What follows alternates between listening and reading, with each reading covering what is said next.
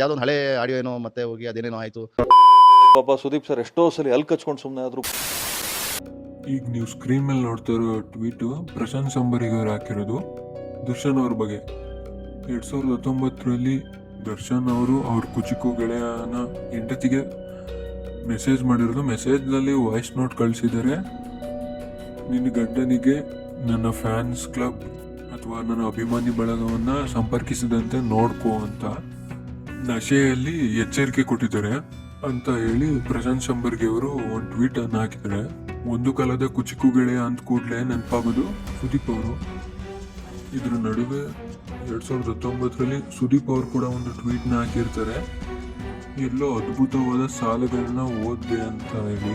ಆ ಟ್ವೀಟ್ನಲ್ಲಿ ನಿಜವಾದ ಮನುಷ್ಯನಿಗೆ ಆಲ್ಕೋಹಾಲ್ ಬೇಡ, ಮನುಷ್ಯನಾಗೋಕೆ ಅಂತ. ಮತ್ತೆ ಒಂದು ಹಂತವನ್ನು ಸಾಬೀತುಪಡಿಸಲು ನಾನು ಯುದ್ಧದಲ್ಲಿ ಹೋರಾಡುವುದಿಲ್ಲ, ಎದುರಾಳಿಯು ಹೋರಾಟಕ್ಕೆ ಯೋಗ್ಯವಾದರೆ ಮಾತ್ರ ಹೋರಾಡ್ತೀನಿ ಅಂತ. ಮುಖ್ಯವಾಗಿ ಇದು ಯಾವ ಕಾರಣಕ್ಕೆ ಬಂತಪ್ಪ ಅಂದರೆ ಪೈಲವಾನ್ ಪೈರಸಿಯಿಂದಾಗಿ. ದರ್ಶನ್ ಅಭಿಮಾನಿ ಒಬ್ರು ಪೈಲವಾನ್ ಫಿಲಮ್ನ ಪೈರಸಿ ಮಾಡಿದ್ರು ಮತ್ತು ತುಂಬ ದೊಡ್ಡ ಮಟ್ಟದಲ್ಲಿ ಚರ್ಚೆಗೊಳಗಾಗಿತ್ತು. ಯಾವಾಗ ಪೊಲೀಸ್ನವ್ರು ಒಳಗೆ ಬಂದಿದ್ದಾರೆ, ನ್ಯಾಯ ಬಂದಿದೆ, ನಮ್ಮ ನಿರ್ಮಾಪಕರು ಕಂಪ್ಲೇಂಟ್ ಆಗಿದ್ದಾರೆ, ನಾವೆಲ್ಲ ಸುಮ್ಮನೆ ಇರಬೇಕು. ಪೈಲವಾನ್ ಪೈರಸಿ ವಿಷಯವಾಗಿ ದರ್ಶನ್ ಅಭಿಮಾನಿ ಯಾರು ಪೈರಸಿ ಮಾಡಿದ್ರು ಪೊಲೀಸ್ ವಶದಲ್ಲಿ ಇರ್ತಾರೆ. ಆದ್ರಿಂದಾಗಿ ದರ್ಶನ್ ಅವರು ಸುದೀಪ್ ಅವರ ಹೆಂಡತಿಗೆ ಆ ರೀತಿ ಮೆಸೇಜ್ ಮಾಡಿದ್ರು ಅಂತ ಅನ್ಸುತ್ತೆ. ಅದು ಯಾವ ಕಾರಣ ಅನ್ನೋದೇ ನಮ್ಗೆ ಅರ್ಥ ಆಗಿಲ್ಲ. ಇನ್ನೂ ಅದೊಂದು ಕ್ವಶನ್ ಮಾರ್ಕು. ಅದು ಯಾವುದೋ ಒಂದು ಹಳೆ ಆಡಿಯೋ ಏನೋ ಮತ್ತೆ ಹೋಗಿ ಅದೇನೇನೋ ಆಯಿತು ಅದು ಇದು ಅಂತ ನಮಗೂ ಈ ರೀತಿನೇ. ಯಾಕಂದರೆ ನಾವು ಕೆಲವೊಂದು ಕೇಳಕ್ಕೆ ಹೋಗೋದಿಲ್ಲ. ಆಮೇಲೆ ಪಾಪ ಸುದೀಪ್ ಸರ್ ಎಷ್ಟೋ ಸಲ ಅಲ್ಲಿ ಕಚ್ಕೊಂಡು ಸುಮ್ಮನೆ ಆದ್ರು ಸರ್. ಅವತ್ತು ಸುಮ್ಮನೆ ಕೂತಿದ್ದಕ್ಕಲ್ವ ಈ ಲೆವೆಲ್ಗೆ ಬಂದಿದ್ದು.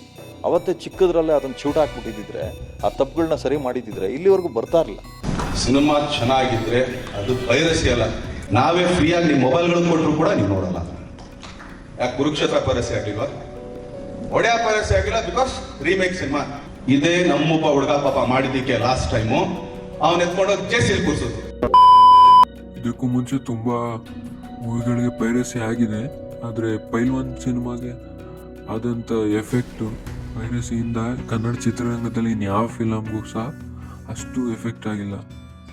ಸುದೀಪ್ ಅವರು ಟ್ವೀಟ್ ಹಾಕೋ ಬದಲು ಕ್ರಮ ಕೈಗೊಂಡಿದ್ರೆ ಇದಕ್ಕೊಂದು ಅಂತ್ಯ ಸಿಗ್ತಿತ್ತು ಅಂತ ಅನಿಸುತ್ತೆ.